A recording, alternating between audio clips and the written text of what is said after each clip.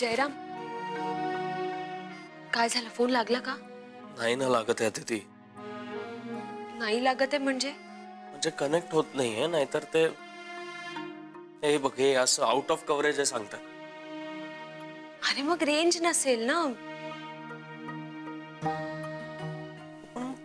आहे कुठे ती? घरी असेल तर रेंज असायला काही हरकत नाहीये ना.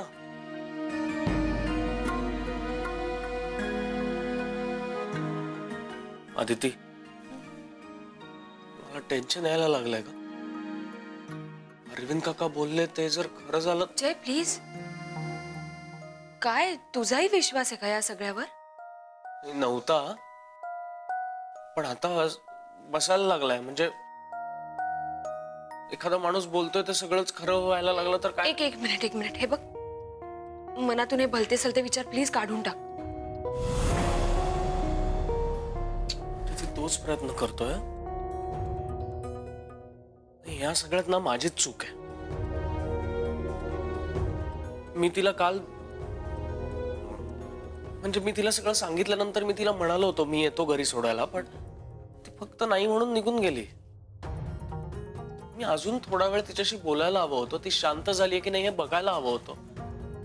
मी थांबायला हवं होतं तिच्या सोबत. जय रिलॅक्स. कसा रिलॅक्स होऊ अदिती?